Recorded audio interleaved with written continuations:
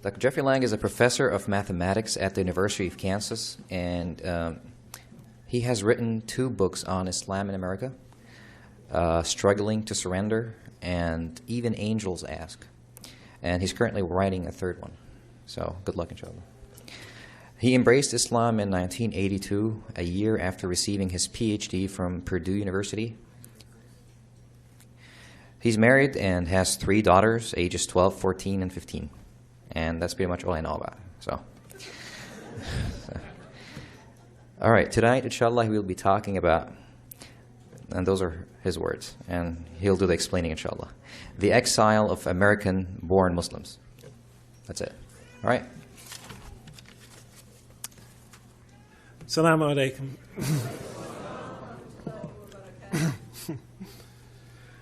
Okay, the exile of American-born Muslims. What am I going to talk about? I'll begin with a question. What is the largest group of Muslims in America? The largest group of Muslims in America? Well, of course, among the Muslims, what's the largest group? Well, let's see. Men? No, maybe not. Women? Immigrants? Converts? I don't know. Well, let's just try to calculate that, roughly. They say that in the United States there's somewhere between, some estimates are as low as 4 million Muslims, some are as many as 8. Let's take the median between those two. Let's take 6 for our hypothesis here. Let's say there are 6 million Muslims in America right now. I think it doesn't affect the calculations all that much. But let's say there are 6. Estimates are that there is approximately 1 million of those 6 Muslims, approximately 1 million of those are converts. Okay, so we'll take the 1 million or so converts and put them on the side temporarily. That leaves 5 million other Muslims. Okay, but wait a minute. For a second, let's take those 5 million and those million and put them back together. Look at that 6 million Muslim population. Most of those Muslims are family members. They come from Muslim families. The average Muslim family has at least 3 children. Muslims seem to like to have children, so maybe 4 or 5 would be a proper average. But let's say 3, just to make it conservative. So that says in a family of 5 Muslims, we have 3 that are children. 3 that are Americans born in this society to Muslim parents. That's 60% of those 6 million Muslims are Americans born of Muslim families in America. 60% of 6 million is 3.6 million. Toss back in 1 million converts, that's 4.6 million. 4.6 million out of 6 million is at least 75%. Somebody tell me where they are. Because I go from mosque to mosque to mosque around this country, to Islamic center to Islamic center to Islamic center, speaking to Muslim audiences, and I don't see them. They're unrepresented in almost every audience I see. Oh, you might have 1, 2, 3, 4, 5 showing up at conferences like this, maybe even 10 or 15.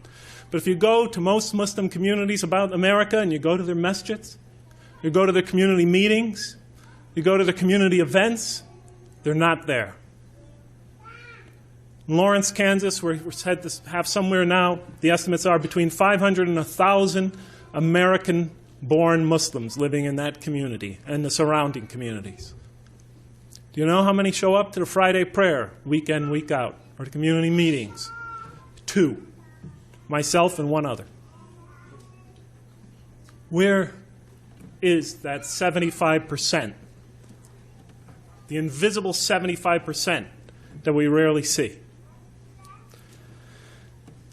Through the past 50 years, there's been a large-scale, steady flow of immigrants to America from Muslim countries through the past 50 years. There were large-scale immigrations before that, but for the past 50 years, almost half a century, we've had a sustained, continuous influx of Muslims from throughout the world. And although they have created American Muslim institutions like MSA, ICNA, ISNA, AINA, or I think AMC, various other abbreviations, and etc., the religion has not really taken root in this country, even after half a century. Because in order to take root, it has to take root among the indigenous population, among the born population. We've been here half a century. When I entered this religion back in 1982, and I used to go to the mosque to pray, I would find that the composition of the mosque consisted basically of immigrant Muslims and visiting foreign students, and a handful or two of converts to Islam.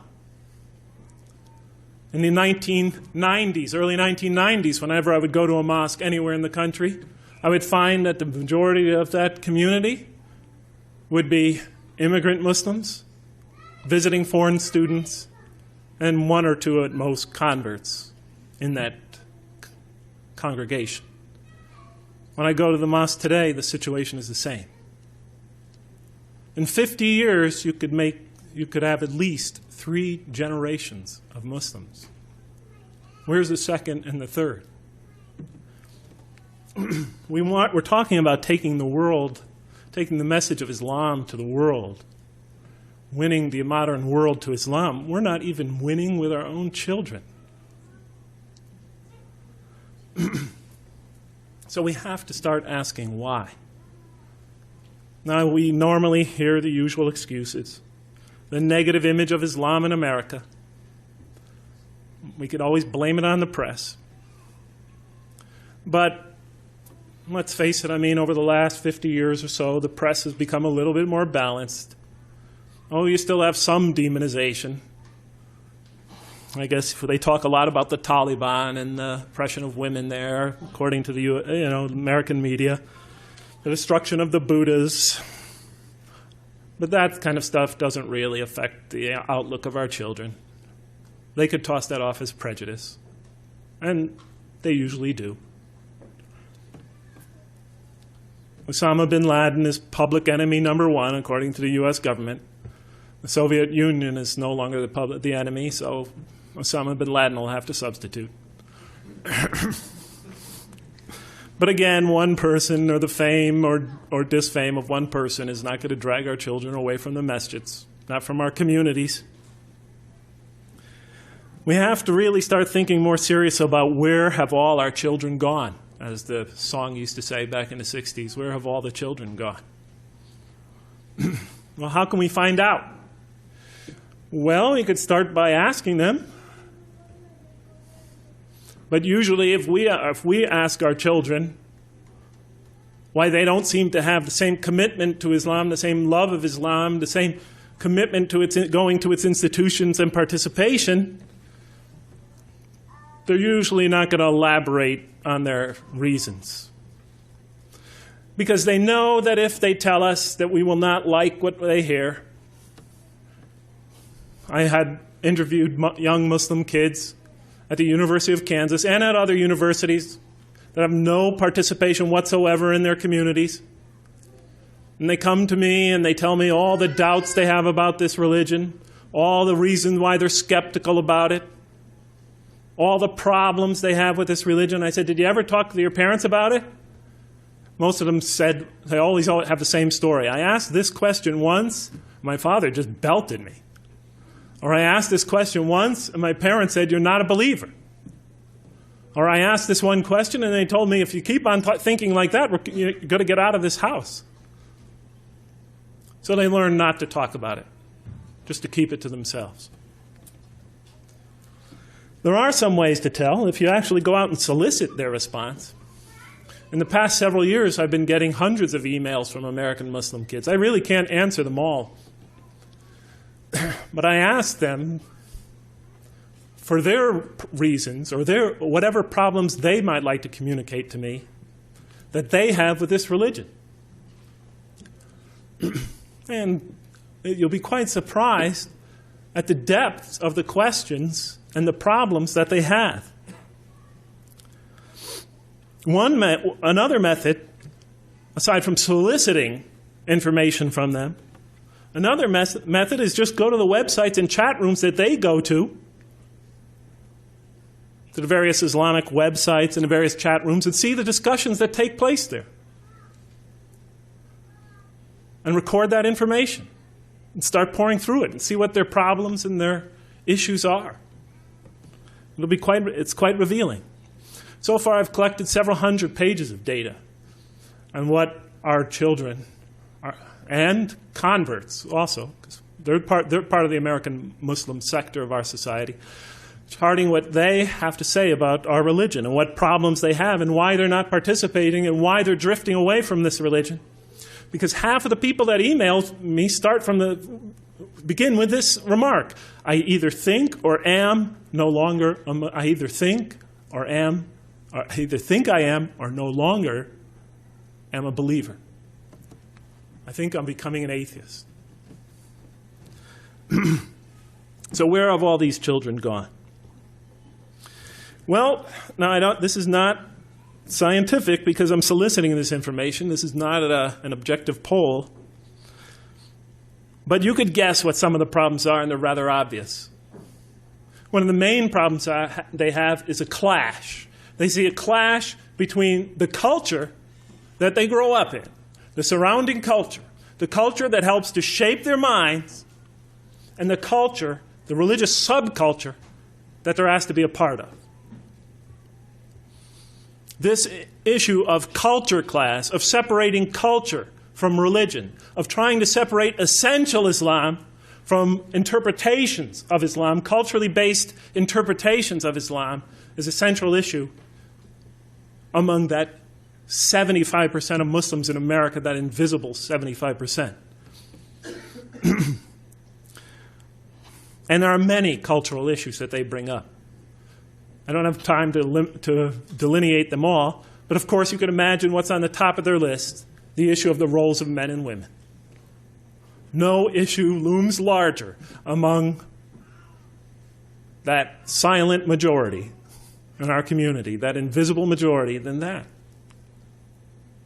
And the kids tell me that they have doubts about Islam because they see Islam as subjugating women. I don't want to debate the issue yet. I'm just trying to share with you some information. If you wanted to debate about Islam and women in Islam the other night, that was for the other night. I'm just trying to share some information and outline a very long chapter in my book, in my next book.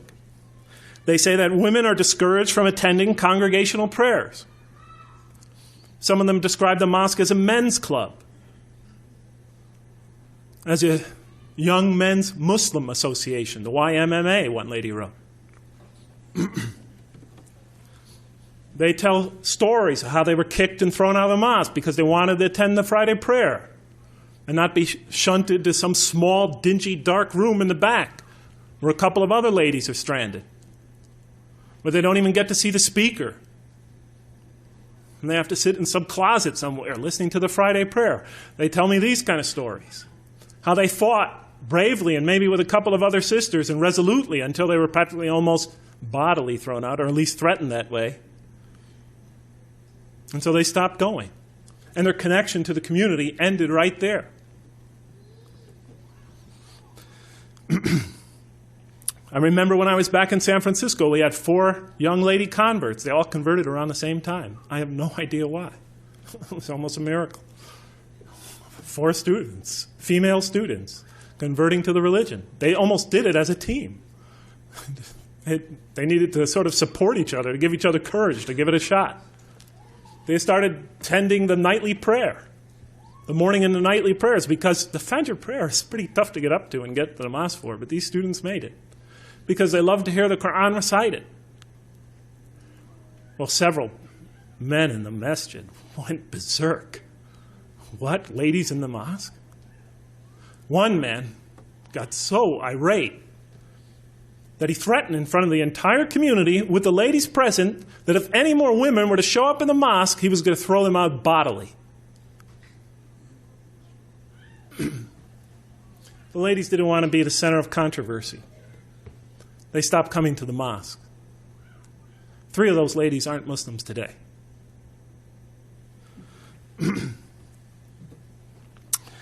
Women are denied positions of influence in our community, denied positions on boards of directors, denied representation in the community, political representation, social representation. We call that disenfranchisement, when you're not allowed to let your opinion and voice and perspective be heard. Community decisions, they complain, are made almost entirely by men The women's voice is not heard, except among their fellow women. But since the major community decisions are made by men, they're excluded from that. That's their complaint.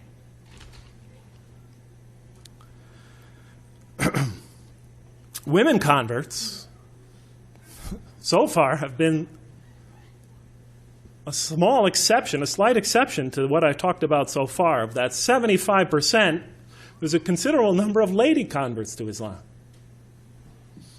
that participate in their communities against great odds. Or at least that's what they say. That's what they're reporting to me. Against great odds. Because not only do these ladies feel, rightly or wrongly, just trying to help us understand why people are not coming that we would expect to be coming, why this majority is almost invisible. What they tell me is that they're treated like second-class citizens in the Muslim community. As a matter of fact, they tell me they're treated like third-class citizens in the Muslim community or fourth-class citizens. Because they tell me on the top you have the Muslim men, and then next you have the women from foreign countries, Muslim women from foreign countries. Then on the third tier you have the immigrant women, Muslims. And then on the fourth tier you have the American lady convert. Now, whether that is rightly or wrongly perceived, the fact that that perception exists should be a concern to us. What are we doing to communicate that perception? I'll tell you right now, a male convert doesn't feel the same.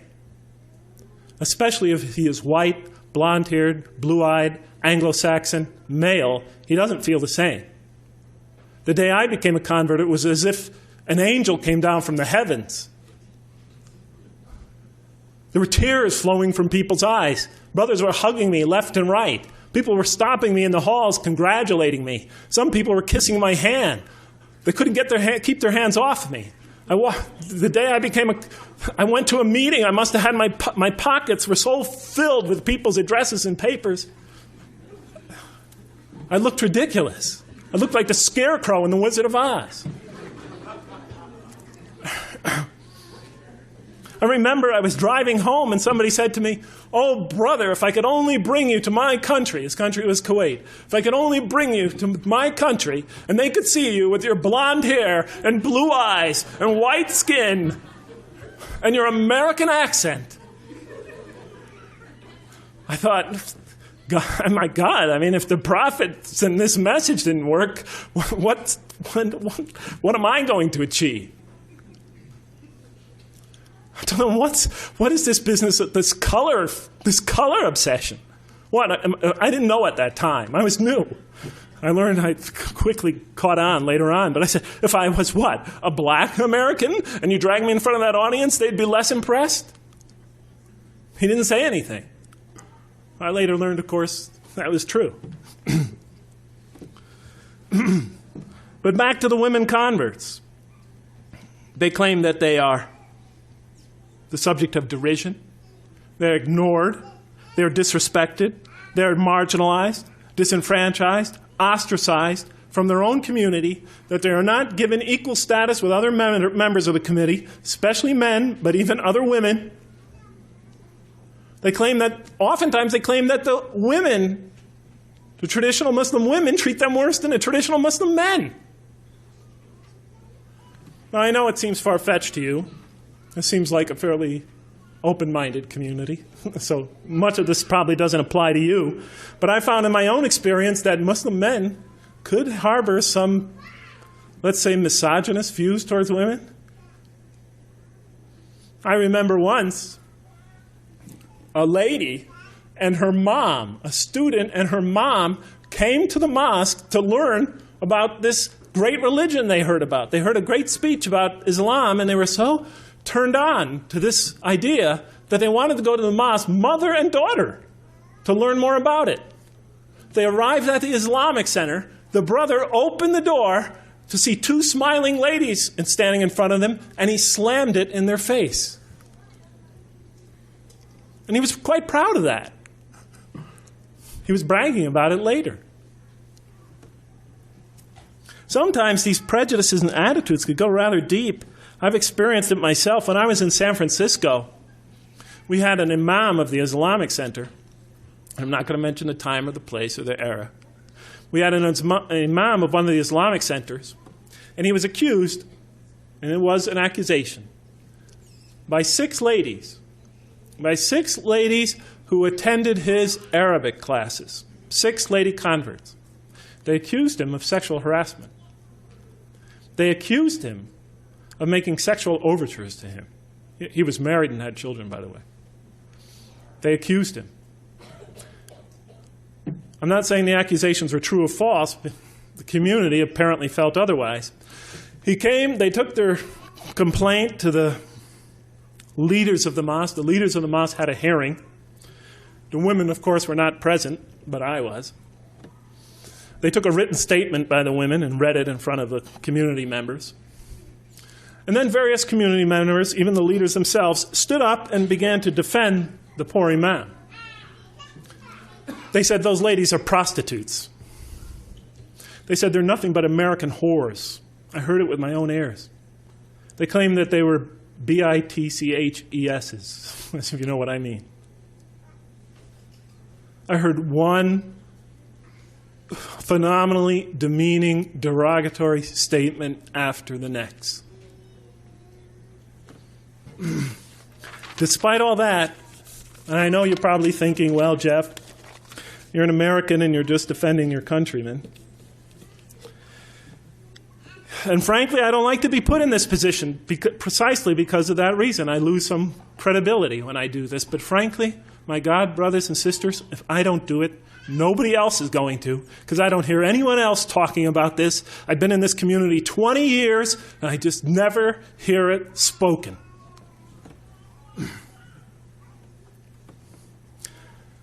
No wonder our children feel separated from their community. I only brought up one cultural issue. There are other cultural issues as well, which I don't have time to go into. The children also complain, and the converts also complain, that there is an intellectual divide that they have to face, that they cannot seem to relate to the khutbahs, the speeches, the positions, the thought, the perspectives that come from behind the pulpits of the Islamic institutions in America. They can't relate to them. Maybe it's our own fault. You know, because we've pushed our children. We've pushed them to become some of the most educated, some of the brightest, some of the hardest working, some of the most competitive students in America. Our best children are our children are among some of the best students in America. We have them in Harvard and Yale and Stanford and in all the Ivy League schools. In the Big Ten, they're getting degrees in areas of critical research. They're learning things like, critical methods of historical study, literary criticism, textual criticism, form criticism. They're learning some of the most modern and most revealing historical critical techniques. Some of them are becoming scientists. They're becoming leaders of critical thought and innovative thought in America. That is their mindset. And they've done very well. But when they go to the mosque, they're told one thing, and when they go to their school and everything they've learned and everything they become tells them to take another approach. And I'm not saying this is good or bad. I'm just trying to explain what they explain to me. Because in their education and in their schooling and now in their minds, they're taught rationalism, cold, objective reasoning. While in the community, the stress is on tradition, following traditional thought. Don't question the tradition. Don't raise difficult or controversial questions. They see a conflict there, a conflict of thought. In their education and in their society and in their entire life, they're taught individualism. It has its good and bad sides, but they're taught individualism. We teach them conformance to community norms. Don't rock the boat. Don't make a fitna. Don't create havoc in the community. Don't ask too many questions. One American lady convert back on the West Coast, she converted when she was 53 years old. Her husband had died several years earlier. She discovered this religion by reading the Quran, converted to the religion, and she would be constantly going to the leaders of her community, asking them questions, especially about the role of men and women in Islam, badgering them again and again because she didn't find the answers were satisfactory. And she was attacking them on rational grounds. At first, they politely replied, and then they tolerated a little more, and then they started to get a little bit angry with it, and finally they just told her, just leave us alone. Keep your questions to yourself. You are only a convert. We've been Muslims all our life. You are only a convert. The lady had a reply.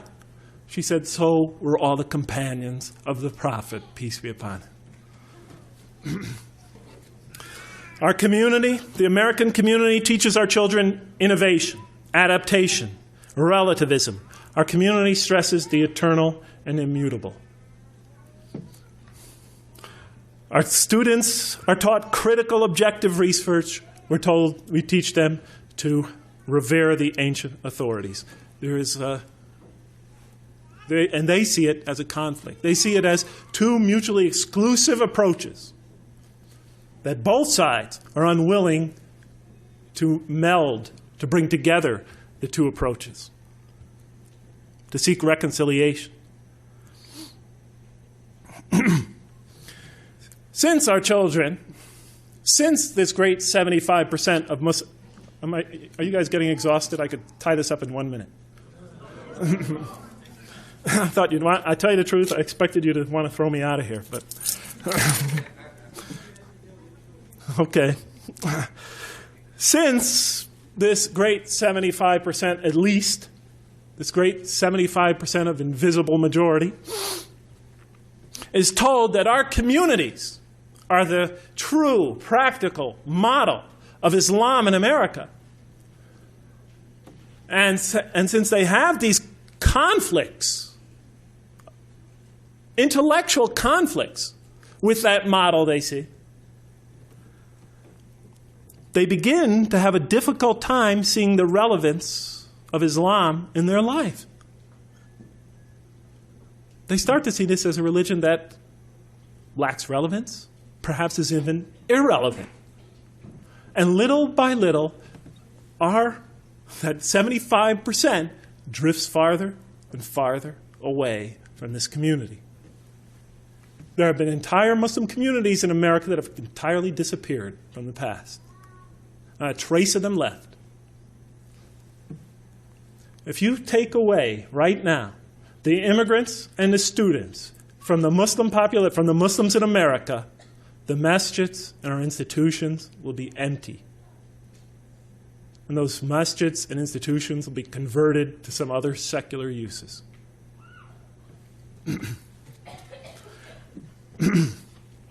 The children mentioned, I call them children, some of them in their 20s, 30s, even 40s. Some of them are professors at schools, doctors, lawyers. These second-generation Muslims and converts report that they have problems with other issues as well, which I don't have enough time ago to get into. They talk about problems with classical Islamic theology. Theology is a theory, are theories we construct trying to understand a relationship between God and ourselves.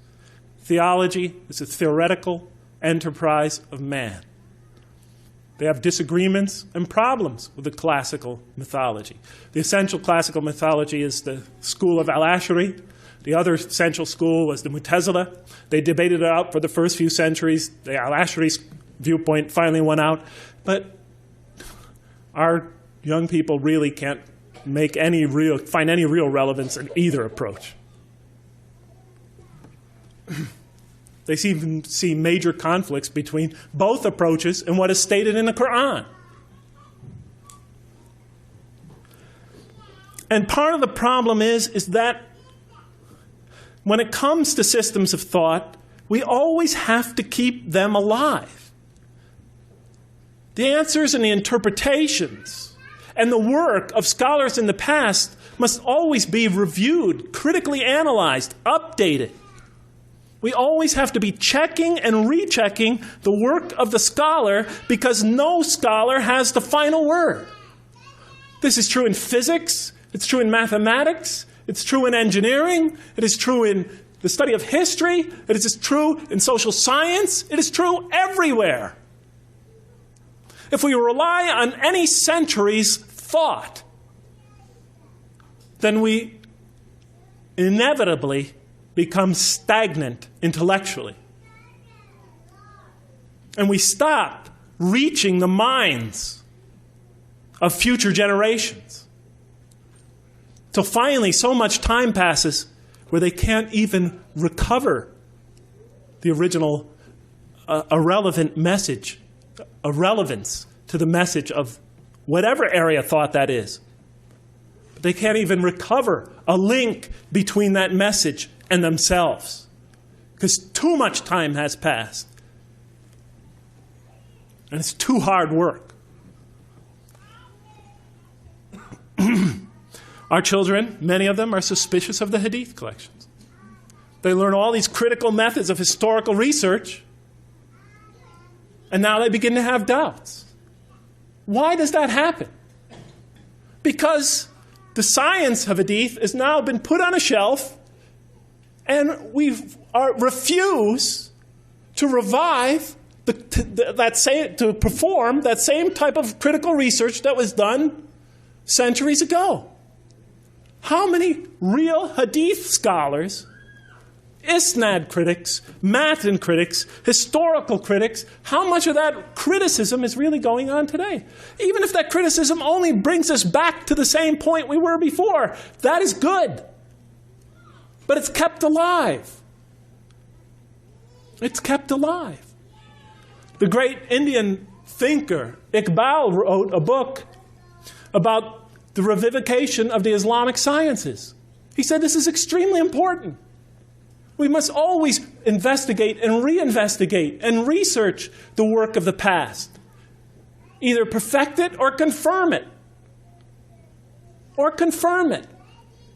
But if you just put it up on a shelf and let the science die and just rely on it, the work of the people of the past, then we become disconnected with it. And we have the problem we have today where our children no longer have confidence in one of the most important areas of our community building. They're complaining about it. There's a huge distrust among them. Almost every kid that emails me brings up this subject sooner or later. What are we doing to answer them? And I don't just mean answer them. I mean answer them according to their level of thinking, according to their experience, according to their level of thought, according to the techniques of critical investigation that they're learning in American universities. What are we doing to reach them?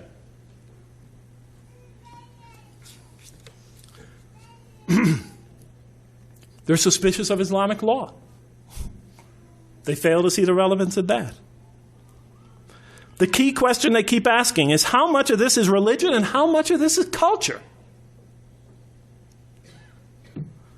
How do you separate religion from culture? They keep saying again and again. How do you tell what is essential to Islam from what is not essential? How do you know when some ideas were added to the religion, and how do you know which ones are essential and original to this faith? That's the question they're asking. We don't even allow them to ask it, and we don't prepare ourselves to answer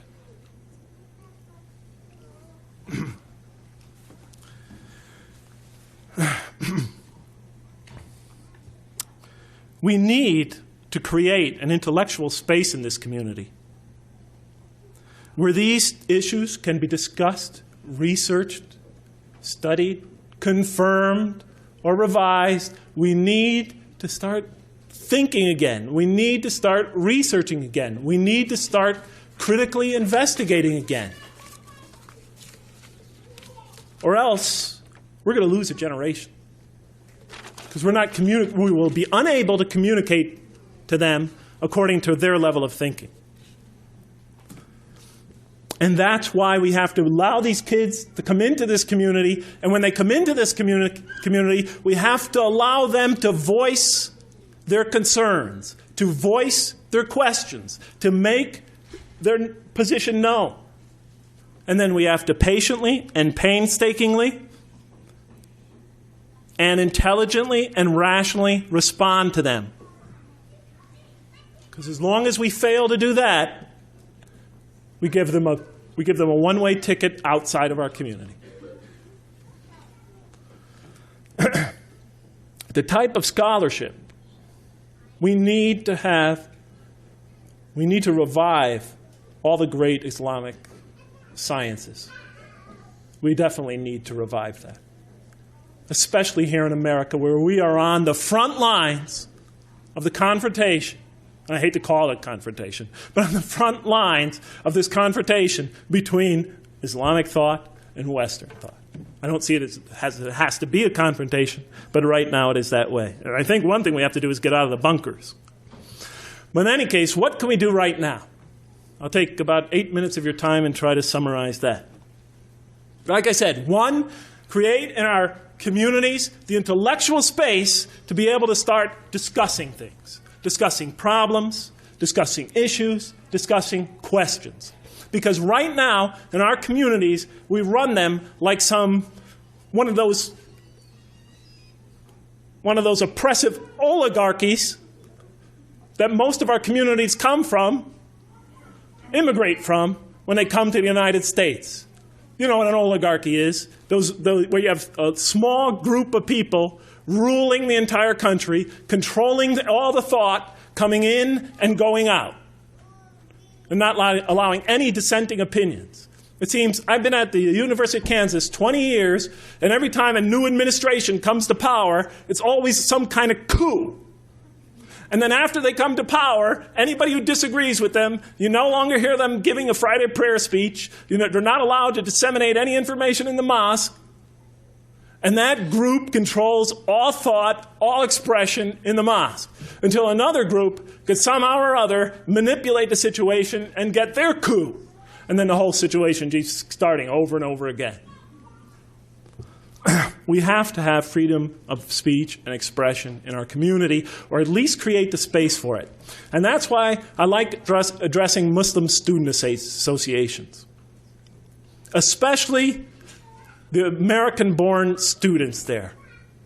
If you can't find space to have your ideas discussed and expressed, make space. Form another association. Call it the Second Generation Movement. Call it the Second Generation Muslim Association. Call it the American Converts Association. Call it whatever you want, but create that space where you could research, learn, discuss, and live to the best of your ability this religion. Intellectually and fully. But you've got to create that intellectual space. A lot of scholarship needs to be done. I don't think I've discussed that well enough here today or made my position clear. But a lot of scholarship needs to be done in our community. And we also need to have our community become much more open, where free expression exists, and where we're tolerant of differences of opinion. But frankly, my brothers and sisters, I think that's going to be going to take too long, and it's going to come too late. Unless we suddenly radically change our whole approach to what we're trying to accomplish in America.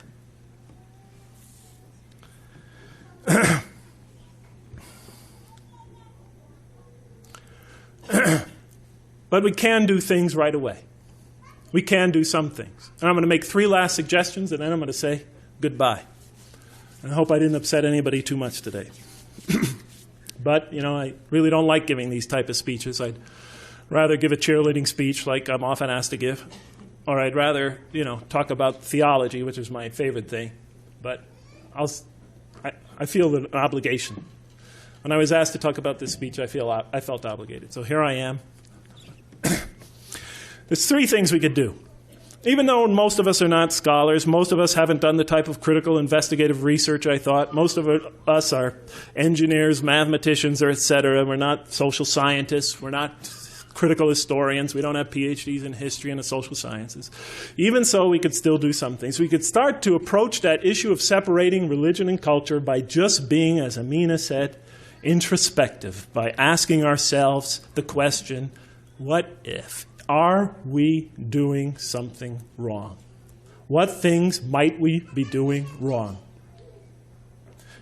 And we could start to the best, with the knowledge we possess, we could already start making progress. We could start saying what things in this religion are more tradition and what things are essential. Because in this context, we have to make that separation. Because we are trying to take this religion to these Americans, these second and third generation and converts and non-Muslims. And when we do that, we don't want to burden them with a lot of extra things. We want to only take them to the essentials, because if you add something that is not essential, you're going to draw them away from the religion. You're going to obscure the truth.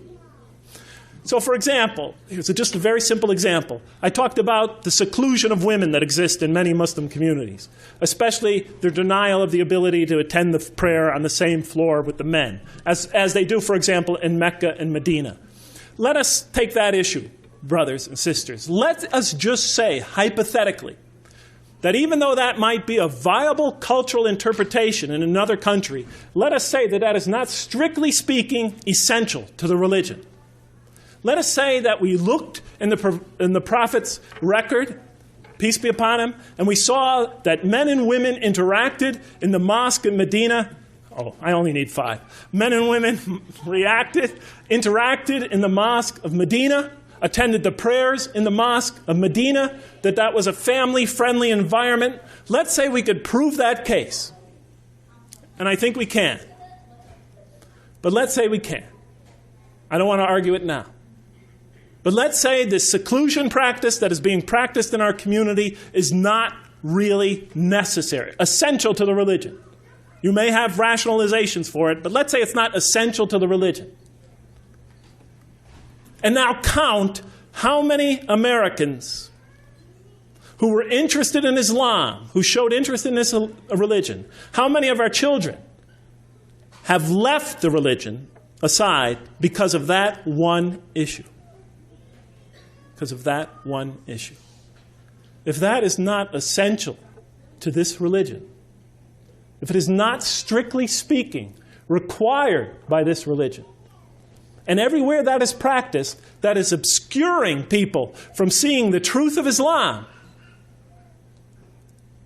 then it's not the press that is driving those people away from the religion. It is not some it's not some Western conspiracy that is preventing them from seeing the truth of Islam. It is us. It is us. It's just a hypothetical question. For how many people in this country is the truth of Islam obscured by practices and notions that we have no explicit divine warrant? All those traditions, if we impose them on people, however small, they could be a barrier between them and the truth of Islam. And the Quran criticizes this. It says in no uncertain terms, have you considered what provisions God has sent down for you and how you made some of it haram and some of it halal of your own making? Say, has God indeed permitted you? Or do you invent a lie concerning God? It was talking to the mushrikeen, people who associate with God that which is not of God. They make something sacred that God specifically did not enjoin. And it criticizes them for that. And it says in another verse, and say not for anything you invent this is halal and this is haram, so that you invent a lie against Allah. Because when you do that, you commit, as we all know, shirk. Associating with God that which is not of God. And why is that such a serious sin? Is it because God is a jealous God? Is it because his feelings get hurt? Is it because of some personal divine problem? No. The problem with any kind of shirk, making something sacred that God has not made sacred, the problem with that is you obscure the truth. And you place a barrier between the truth and that person. And give them an excuse and a reason not to even consider your religion. That's the problem. And the Quran gives trivial, almost seemingly trivial examples. It criticizes in a very harsh way the Meccan polytheists because they used to slit the ears of cattle. And condemns them for that. For doing that without any divine warrant. Something so small, you're saying? Something so small? The problem is when you do that, maybe you think it's small, but later on for another person, that could be give him a reason to dismiss your faith. Oh, look at that. Look what they do. Oh, I can't consider that religion. That can't be the truth. That's ridiculous. You know? Quran gives many examples of that nature. I'll give you a very simple one. The term son of God. The Jews say Ezra is the son of God. The Christians say Jesus is the son of God. That is the saying with their mouths, imitating the statements of disbelievers of old, of deniers of old. What's the problem here? Well, in the mouth of the Jews, yes, they called Ezra the son of God. They called many other Jews the son of God. In Jewish history, in Jewish terminology, that means one who is loved by God. One who has a special relationship, a special affinity to God. It doesn't have a literal meaning. So what's the problem with using that terminology? Because what happened to it? This terminology, which had no divine warrant, no explicit divine warrant, when it came to Christianity, began to be taken literally. Jesus is the Son of God. God the Son, second person of the Trinity. Do you know there are millions, tens of millions of people in the West that are now atheists and agnostics exactly because of that? They think the statement doesn't make sense. So by just introducing a terminology like that without any divine warrant has created a huge barrier between people and realizing the relationship with God. So what else can we do? This is the last thing I want to suggest. Yes, we should be more open, create a more open, tolerant environment, invite these kids back into our communities, and be open and tolerant, and let them have their, let them air their opinions. And when I talk about kids, I'm not just talking about kids, I mean converts as well. Create a more open environment for research and discussion. Yes, we need to do that. Second, we must make every effort to separate what is essential from Islam from what is not essential to Islam. And we have to really develop some good, vigorous, critical Muslim scholarship in this country. Because right now, really, brothers and sisters, I mean, let's be honest, we just really don't have any real good critical scholars in this country. I mean, come on. Most of our hadith scholars are former engineers. Most of us going around the country lecturing have degrees in something. We haven't learned real research techniques in any of these areas. Let's just be honest. Our scholarship compared to Western scholarship on religion looks almost juvenile. I'm sorry to say it, at least as far as this country is concerned. And I count myself as much at fault as any of us. But the third thing we could do is follow the model that God gave us in the Quran and in the Prophet's life example. What model am I speaking of? Before you know where you're going, you have to know where you're coming from. You have to know where you are right now. If I want to get from here to Lawrence, Kansas, I better find my place on the map. Well, where are we right now as a community? If I look at the two phases of the Prophet's mission, peace be upon him, the Mecca phase and the Medina phase, which phase would you think this community is closer to right now? The Mecca phase, obviously. I mean, I don't even have to make the argument to you. We're surrounded by a huge culture that hasn't received our message, hasn't even considered our message. And we've faced some discrimination. We're a tiny minority. We're taking a new message. We're facing a tremendous jahiliyyah, to use the Arabic term. That's our situation. We're closer to the Mecca phase. In the Mecca phase, if we're in the Mecca phase, then we should be following more or less and trying to bring people back into this religion, the Meccan model, following the Mecca plan. And now if we look to the Quran, we'll find that 3%, you just take all the verses in the Quran that are of a legal nature, and then count all the verses of the Quran, take the quotient, and you'll find out that about 3% of them are commands and prohibitions, divine commands and prohibitions. 97% of the Quran teaches ethics, the relationship between God and man, the purpose of life, morality, other truths as well. The history of nations in the past teaches us how to be self-critical, how to use reason and faith, the extreme importance of using reason and faith, teaches many, many major themes. You know what I was taught when I became a convert? Rules, rules, rules. If I hadn't studied this religion myself and entered this religion and all I received were rules, rules, rules, I would have left it the next day. Thank God I read the Quran first. If we're going to draw these indigenous people, our own children, that second, third, and fourth generation, those converts and non-Muslims into this religion, let us begin by following the model established by God himself through his prophet Muhammad, peace be upon him. As he once said to Mu'adh bin Jabal on his way to take the dual leadership of the community in Yemen, he said, as you all well know, he said, first teach them that there is no God but God, and that Muhammad is his messenger.